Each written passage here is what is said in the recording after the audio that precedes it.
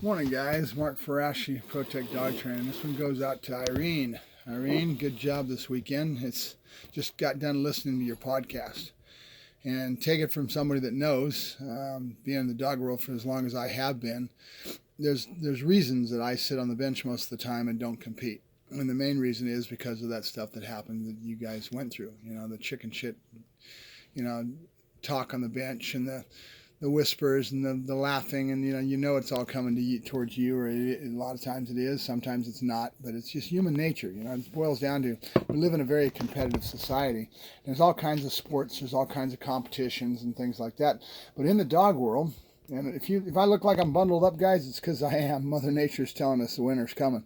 We just flipped the switch, and it's cold out there this morning. So I just got done doing my walkabout with my dogs and doing potty breaks and getting them all kind of settled and get a little bit of tea in me, and I got to go out and clean kennels.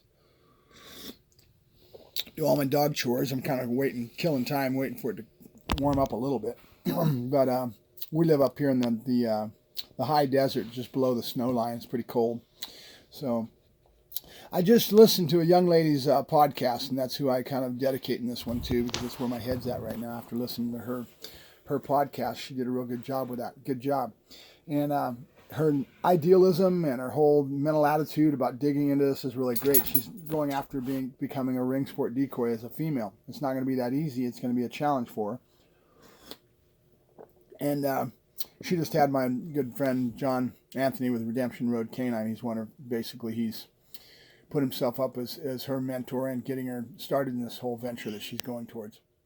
And they took 3 dogs up to a trial, and they had a situation go on that I'll let them tell you more about than I do. I wasn't there, but I'm just kind of catching it, and I just listened to her podcast, so I got a better feeling for what was going on. But reality and truth, that is the dog world. It really is. You need to have a tough skin. It's something you will grow with time, and it doesn't make it right. And it's really a neat thing to hear some of your comments about wanting to have it to be have that world and that whole aspect of things become a little different. There's no reason for it, but I'll tell you, it's just human nature, and there's a lot of ego, there's a lot of pride in doing what we do with our dogs, and this happens in Schutzen, it happens in ring sport, it happens in every sport throughout. And you were talking about France, and you think they're immune to it. Hey, girl, you have no clue.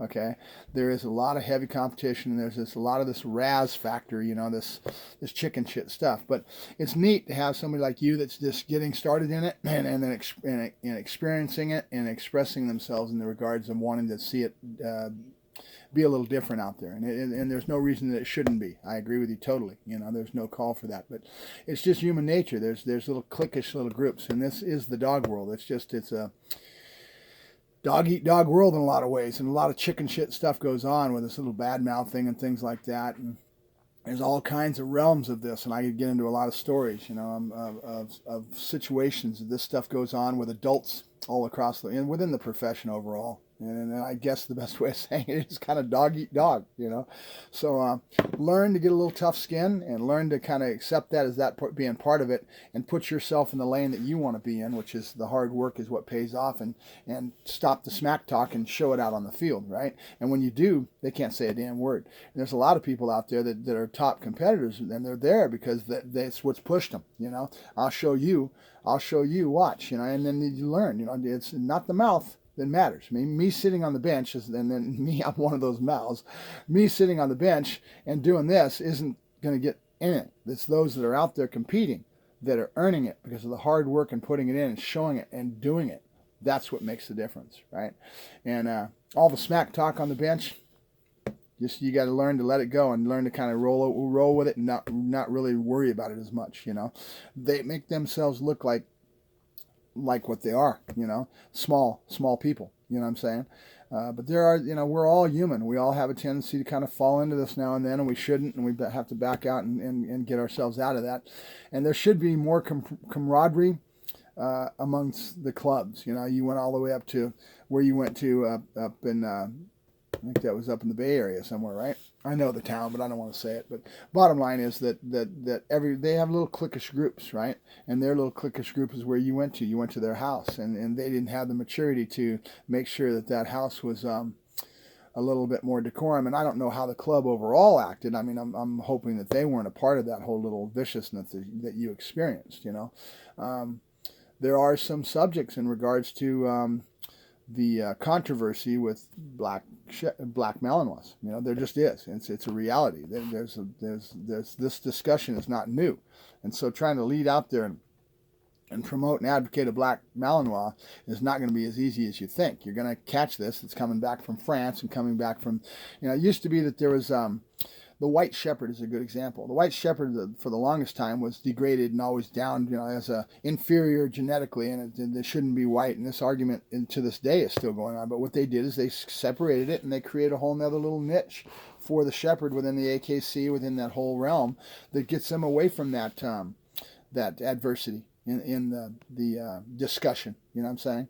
Right, wrong, or indifferent, you know, but it gets down to people believing in purity of blood and that kind of thing, and it being a flaw within the genetics of the animal. And right or wrong, I mean, I'm not going to say they're right, not going to say they're wrong, but that controversy is there. And if you're going to have a Malinois that's black that you're going to be promoting as a black Malinois and trying to advocate that as a genetic thing, you know, you're going to face it. It's going to be there, you know, and so you just got to get a tough skin and kind of roll with it and either keep trying to promote that and keep going after it, and then either, like they did with the white German Shepherd, they separated themselves into a niche where they could get that positive because they were into the white shepherd, you know, and more power to them, you know. To see what they had to do, they had to kind of separate themselves and get that breed away from the controversy and the negativity coming from the other side, you know. And that's kind of sounds like that's what you guys are facing with a black Malinois. But and as far as the human nature side of things, I don't think you're going to change it. I think you could be a good advocate and a good mentor for a lot of other people coming in. That attitude will rub off on a lot of people, and a lot of people will see it when things like this happen and give you a good pat on the back. I'm sure that when you go out on Saturday, you're going to have a lot of people. You know, this discussion is going to be going on with you guys for a while, you know, and it'd be interesting. In fact, I might take a drive and go down to see you on Saturday morning and sit on the bench just to listen to this discussion, because it's going to be interesting. And you seem like a real good person. I like your attitude, you know, and coming into it as a girl and accepting the challenge and having a lot of moxie to face that. You're going to have a lot of people to reach out a helping hand. There's going to be a lot of people there for you to help you and help you learn and grow within the sport. And respect and appreciate your dedication to really wanting to do it, you know. But there'll always be that human nature, those negative jerks that are off the side talking back on the bench, you know. That's why I don't do sport. I don't enjoy it, and that's just me, because I didn't grow up with a family. I don't know if you guys have heard my past, but I've been through 23 foster homes. I've had a hard life. The dogs was what saved me, because as a young child, I knew I had a talent. I knew I had a God-given gift as a young man that nobody could take away from me, and that was my rock. That's what I grabbed a hold of, and it didn't matter what the world threw at me. I had that. You know, I was Mark Ferrasci, the dog trainer. From the youngest age that I can remember, 12 years old, is when I consider myself really getting into training. But I wanted to train when I was 8, reading books and Rin Tin Tin and watching Lassie and all that spurred me. And a lot of young people had that imprint going through life, as far as being able to watch TV and seeing certain things that sparked it, you know, that started it all. I'm not unique in that regards, okay?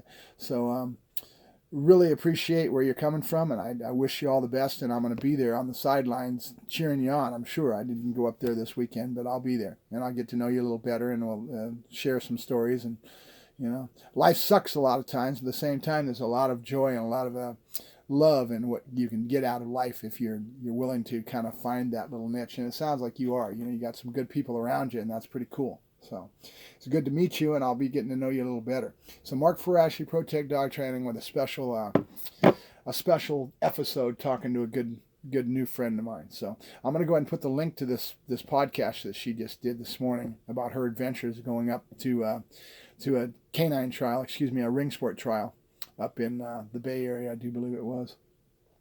I'll talk to you guys later. Have a good day. Bye-bye. Mark Ferrasci, ProTech Dog Training, signing off.